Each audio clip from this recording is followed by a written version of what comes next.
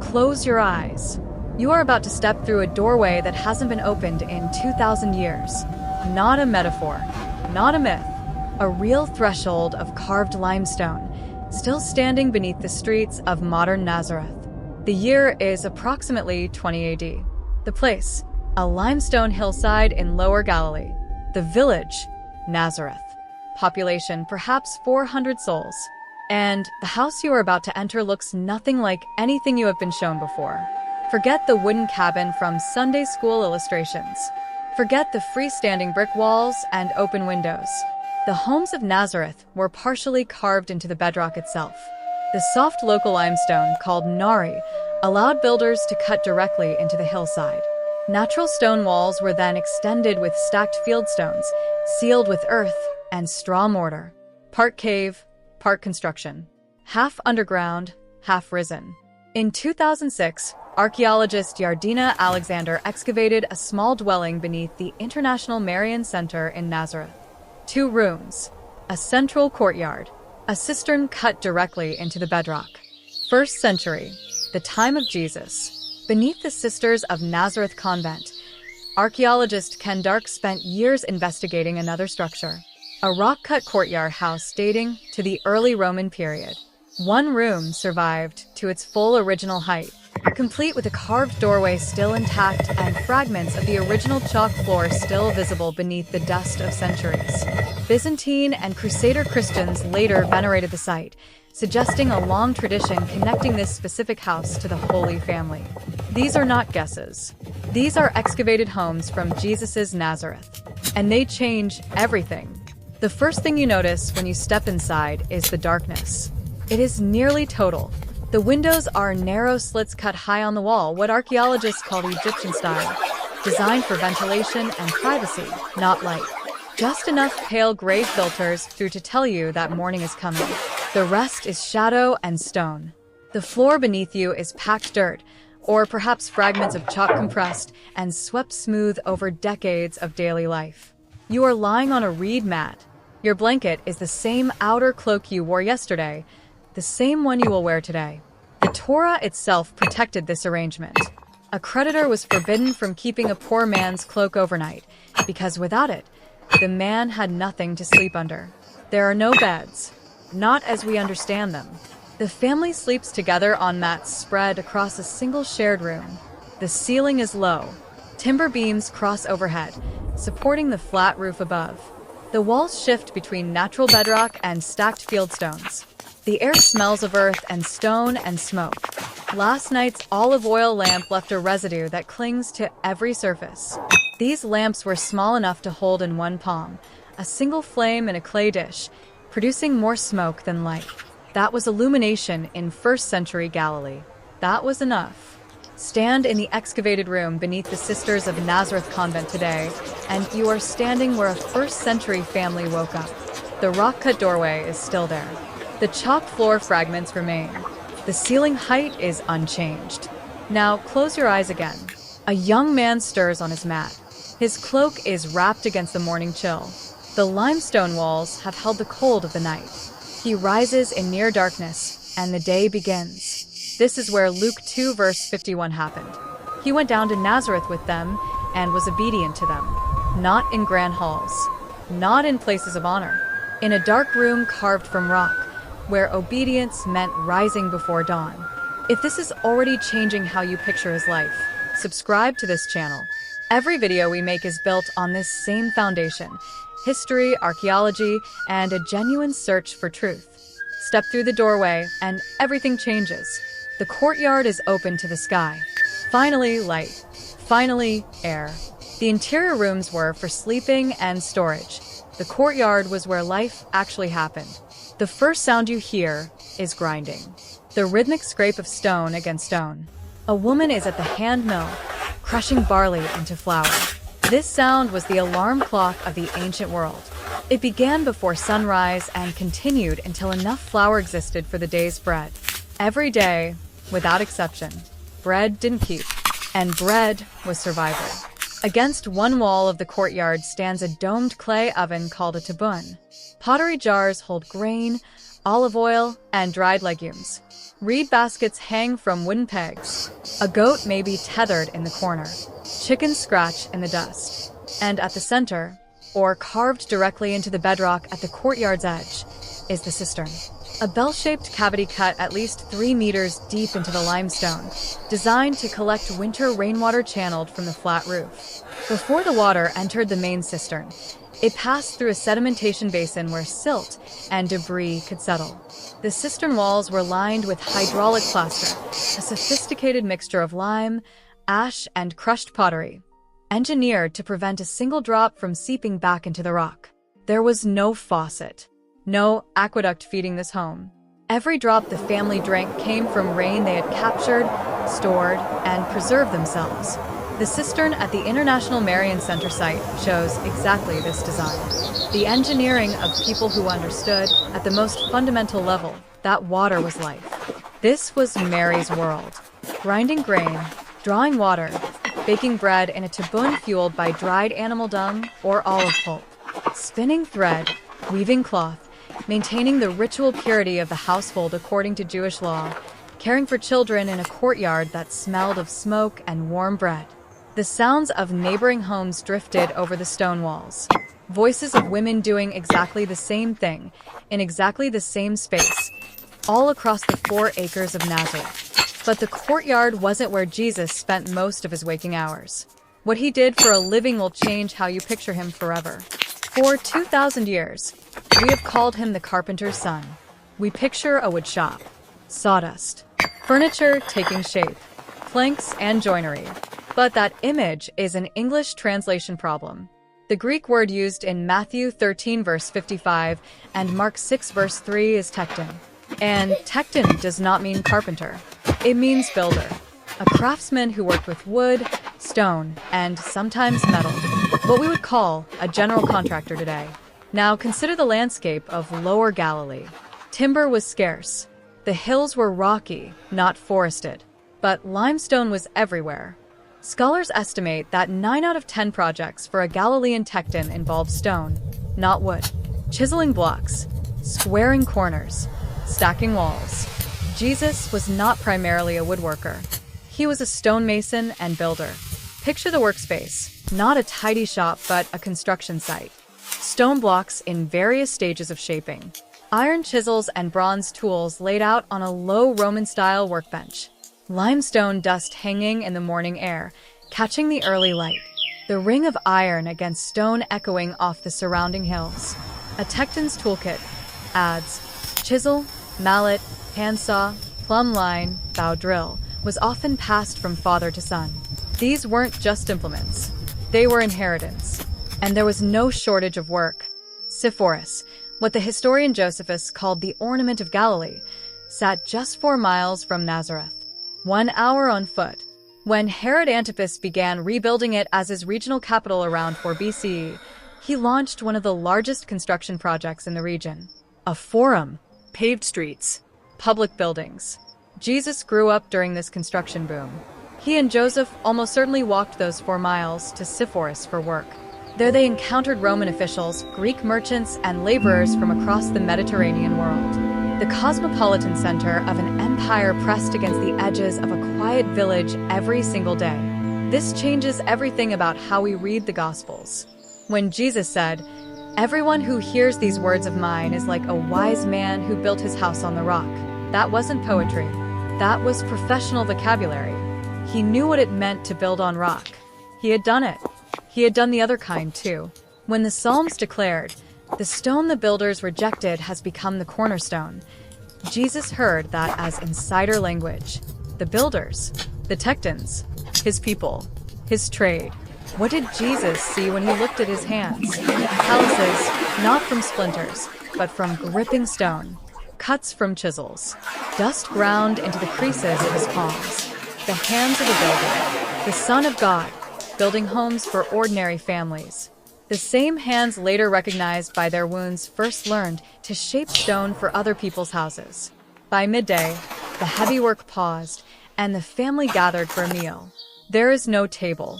There are no chairs. A reed mat is spread on the courtyard floor. The family gathers around a single clay dish set in the center.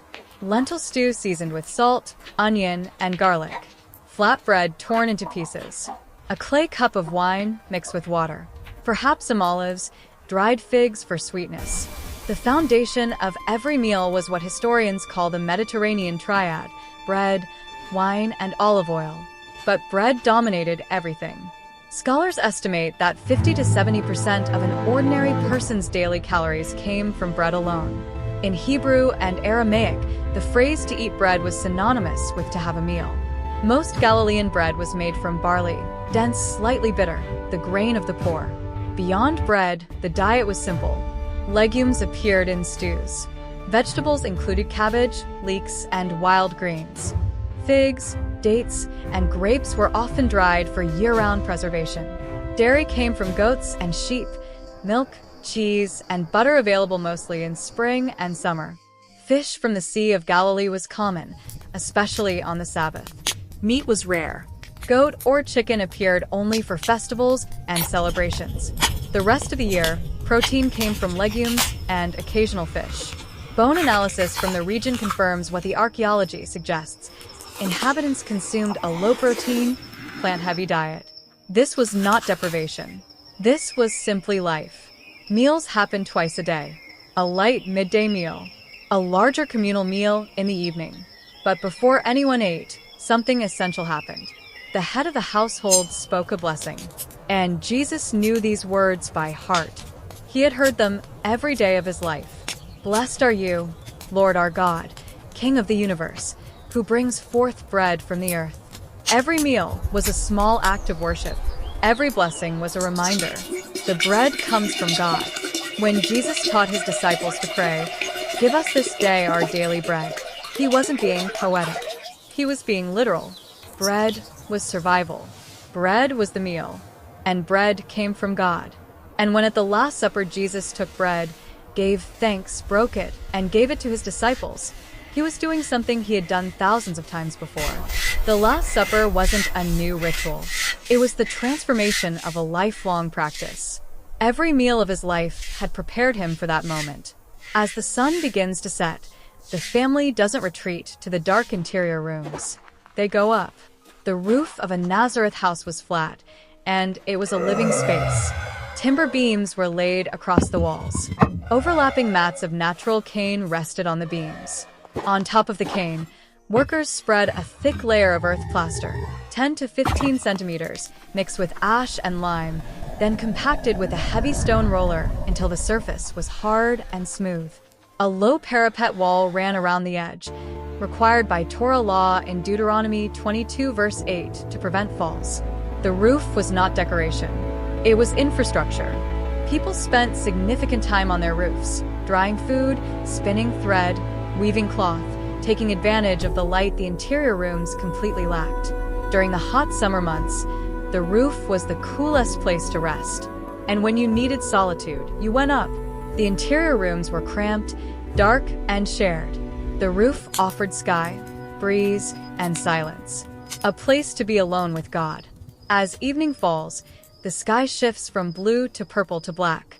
Stars appear one by one, then by thousands. No light pollution, no electricity, just the ancient heavens in their full and undimmed glory. The glow of oil lamps flickers in neighboring courtyards below. On the distant horizon, the faint lights of Sepphoris. Crickets sing. Voices carry on the still air. And from another rooftop, perhaps, the words of the Shema begin. Shema Yisrael, Adonai Eloheinu, Adonai Echad. Hear, O Israel, the Lord our God, the Lord is one. This was the central prayer of Judaism, commanded in Deuteronomy 6. Talk about them when you sit at home, and when you walk along the road, when you lie down, and when you get up. When you lie down, when you get up. Every evening, every morning, for a lifetime.